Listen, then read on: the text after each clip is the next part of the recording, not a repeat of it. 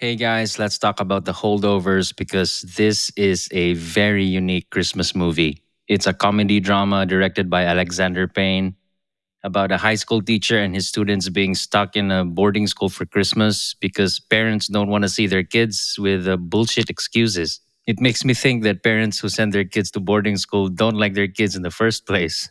I mean, they love their kids, they just don't want to be around them. I was looking forward to this when I saw the previews, even though I wasn't especially drawn to the subject. I was like, okay. But when I saw it was Alexander Payne, I was like, I know it's going to be good. And I was not disappointed. I thoroughly enjoyed it from beginning to end. It was a breath of fresh air, Paul, Mm, after all the I know. mindless eye candy, superhero movies, CGI. It's like good to just see like a good, well written movie with interesting characters. It hits you emotionally. It makes you laugh. It was nice to just enjoy a real movie with real writing. This is a slow burner, but if it burns, it burns hard. hmm I have to admit, I cried. It's now one of my favorite endings. I enjoyed it all the way through, but definitely in the middle part, it seemed to be like, is this going somewhere? It's kind of meandering a little bit, but then it starts to really pick up story wise and character development wise. And towards the third act, I'm hooked. Yeah, Paul Giamatti is outstanding. He's very good at playing an insecure person whose insecurity hurts himself and people around him. Alexander Payne has got this little niche that he's just nails, which is the misunderstood, lonely American male. And yet, at the same time, in all of his movies, he always has very strong female characters, whether it's Reese Witherspoon in Election, Shailene Woodley in The Descendants, and in this movie, it's Divine Joy Randolph. And she's so great. She's the heart of this movie because she should be the one complaining because her life is harder than anyone else. Yes. But she's the one holding them together.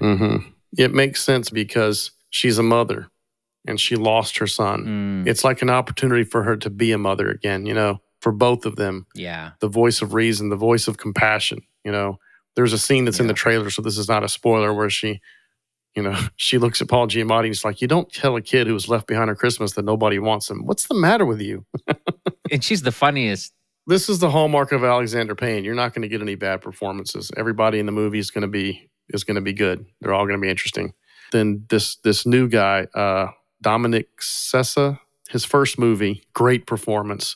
At first, you don't like him because he's a spoiled brat, but once you get to the third act, that scene when he revealed what really happened to him and his family, that just hits you in the feels. Oh, yeah. And, oh wow, that scene could be like an Oscar reel if he's nominated. Yeah. It really was not predictable. It really surprised me. What makes it even more interesting is that these are average people like us dealing with real life, basically. That's why they're so relatable.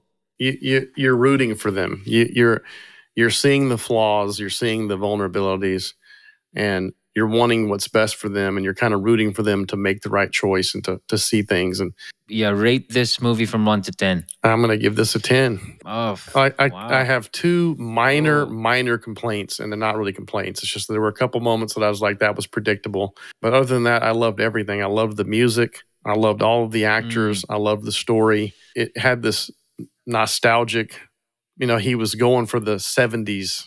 Even the titles at the beginning were all like straight from a 70s film. Yeah, I'd give this a 9. This might be the best Alexander Payne movie. The look of Descendants is a little okay. Right. It's regular, but this one, the cinematography is just different. Yeah, it just feels more expensive. I think Descendants is still my favorite. No, that's not true. About Schmidt is my favorite. As far as just being a pure story and character arc, yeah, it's hard to beat this. I think it's better than Nebraska. It went over my expectations, honestly. Same with me. I mean, I knew very little about it. I saw the previews, but I never saw the preview. Yeah, go ahead. Oh, well, that helps. But I just knew the name Alexander Payne. That's it. It wasn't like I was excited to see this movie. I really wasn't. My expectations were not high, and it far exceeded my expectations. By the time it was over, I was like, "This is my favorite movie of the year. This movie was so good." I mean, this. I think this for sure is gonna be nominated. I'm pretty Oh sure. yeah, yeah. I think Paul Giamatti is gonna be nominated. I think Divine Taylor Joy is going to be nominated. This is definitely an entry for best screenplay. I hope so. Oh, absolutely. Whew. All right. Wow. So if you guys seen the Holdovers, please tell us what you think and tell us how we're wrong. Positive and negative comments welcome here. Mm. In the next video, it's gonna be spoilers, and we're gonna break down the whole movie, and we will talk about what we like and don't like. Yep. We'll see you again next time. Bye bye.